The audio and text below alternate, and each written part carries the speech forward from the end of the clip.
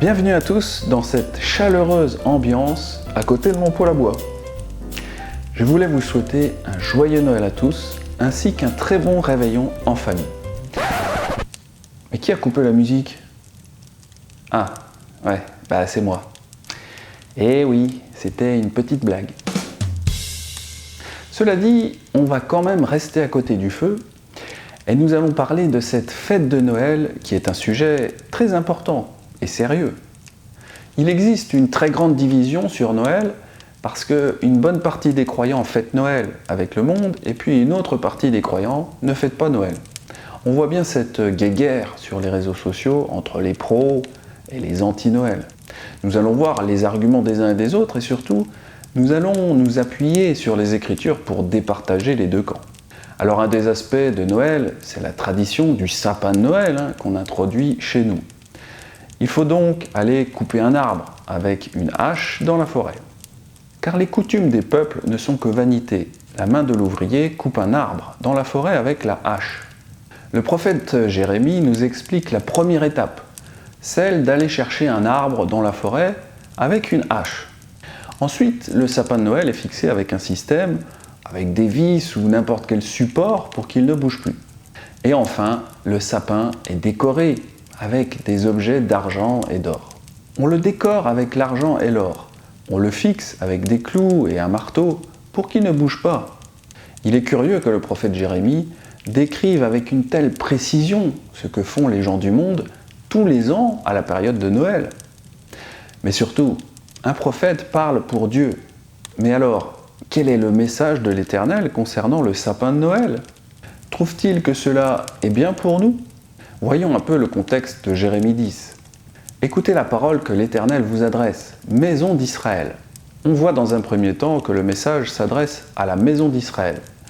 La maison d'Israël, c'est les 10 tribus perdues, c'est Éphraïm.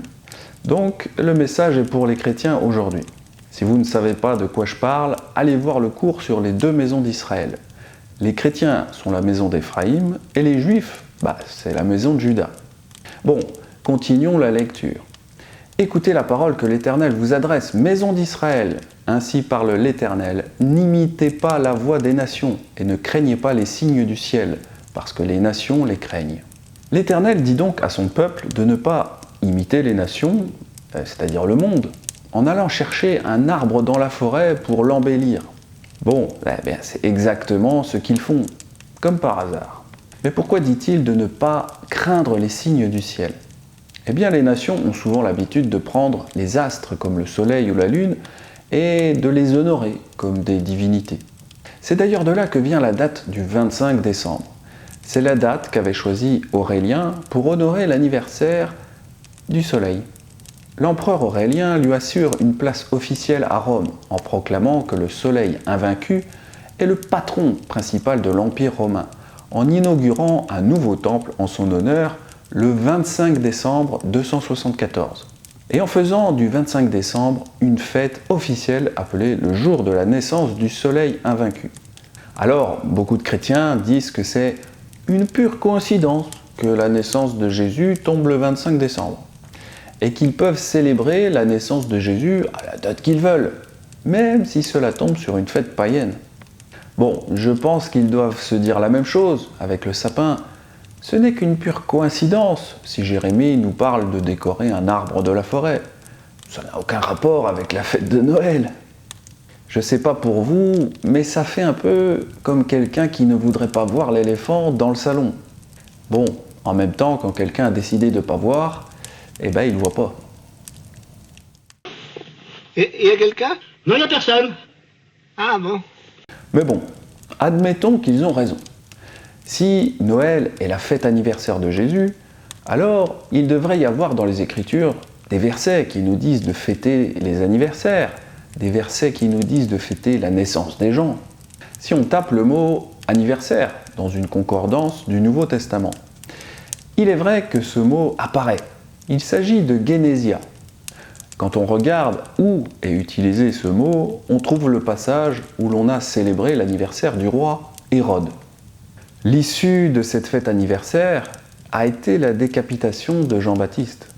Or, lorsqu'on célébra l'anniversaire de la naissance d'Hérode, la fille d'Hérodias dansa au milieu des convives et plut à Hérode, de sorte qu'il promit avec serment de lui donner ce qu'elle demanderait. À l'instigation de sa mère, elle dit « Donne-moi ici, sur un plat, la tête de Jean-Baptiste ». Le roi fut attristé, mais à cause de ses serments et de ses convives, il commanda qu'on la lui donne. Et il envoya décapiter Jean dans la prison. Sa tête fut apportée sur un plat et donnée à la jeune fille qui l'apporta à sa mère. Les disciples de Jean vinrent prendre son corps et l'ensevelir, et ils allèrent l'annoncer à Yeshua. La seule fois que l'on parle d'anniversaire dans le Nouveau Testament, c'est un jour terrible, un jour de deuil et de terreur. À aucun autre endroit on parle d'une fête d'anniversaire, que ce soit l'anniversaire des apôtres ou l'anniversaire de Jésus. Cette tradition n'est pas une coutume biblique, ni une coutume des serviteurs de Jésus, c'est une coutume du monde, comme nous le prouve le roi Hérode. Si vous voulez en savoir plus sur les anniversaires, j'ai fait une vidéo dédiée. Alors, les chrétiens admettent fort bien que Noël n'était fêté par aucun apôtre au 1er siècle. Cela veut dire qu'ils admettent qu'on peut donc créer une fête pour honorer Dieu. Mais si nous pouvons ajouter de nouvelles fêtes au calendrier divin, alors pour quelle raison l'Éternel nous aurait-il donné une liste de fêtes et de rendez-vous que nous devons célébrer? L'Éternel parla à Moïse et dit « Parle aux enfants d'Israël, et tu leur diras, les fêtes de l'Éternel que vous publierez seront de saintes convocations. Voici quelles sont mes fêtes. » Lévitique 23 est un chapitre qui expose les fêtes et célébrations que Dieu a décidé que nous devrions faire. Mais alors, pourquoi faire tout un chapitre sur ces fêtes si en réalité nous pouvons nous-mêmes inventer et ajouter de nouvelles fêtes? Pourquoi l'Éternel ne dit pas « Voici les fêtes que je vous demande de faire », mais vous pouvez en ajouter autant que vous voulez, et vous pouvez même utiliser des fêtes païennes pour fêter mon anniversaire, comme le roi Hérode. Nous voyons que ce serait absurde de sa part. Ce qui est intéressant, c'est qu'il y a justement un moment dans l'histoire du peuple de Dieu où ils ont voulu créer une fête en son honneur. Du coup, comment s'est passée cette histoire? Eh bien, je vous laisse lire avec moi. Lorsqu'Aaron vit cela, il bâtit un autel devant lui, et il s'écria « Demain, il y aura une fête en l'honneur de l'Éternel. » Le lendemain, ils se levèrent de bon matin, et ils offrirent des holocaustes et des sacrifices d'action de grâce. Le peuple s'assit pour manger et pour boire, puis ils se levèrent pour se divertir. On voit donc que Aaron a bâti un autel dans le but de faire une fête en l'honneur de l'Éternel. Franchement, c'était une belle attention de sa part et de tout le peuple. Ils se sont même levés de bon matin. Ils ont offert des cadeaux, ils ont mangé et ils ont bu. Bon, c'est typiquement ce qui se passe le 25 décembre. Les gens se lèvent très tôt le matin, ils s'offrent des cadeaux sous le sapin. Et puis, ils réveillonnent, ils mangent, ils boivent, ils dansent, etc. Bref, Aaron n'a fait qu'un copier-coller de Noël. Maintenant, quelle a été la réaction de l'Éternel? Était-il content de notre initiative de créer une nouvelle fête? L'Éternel dit à Moïse, « Va, descends, car ton peuple que tu as fait sortir du pays d'Égypte s'est corrompu. » Ah, zut alors! On voit que l'Éternel n'était pas du tout content. Pourtant, c'était bien une fête en son honneur. Mais je comprends pas. Je ne comprends rien. Alors oui, il est parfois difficile de comprendre l'Éternel. Aaron et le peuple se sont pliés en 4 pour faire une fête en son honneur. Mais il n'était pas content. Malgré tous nos efforts, l'Éternel n'était pas content de nous.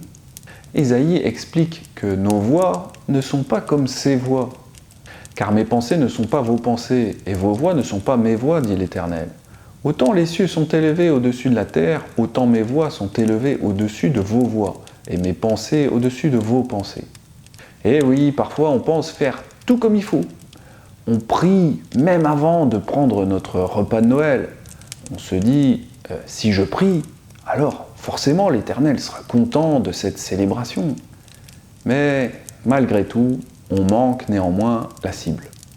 Si nous désirons plaire à l'Éternel, nous devons vraiment écouter ce qu'il veut lui et pas faire ce que nous voulons.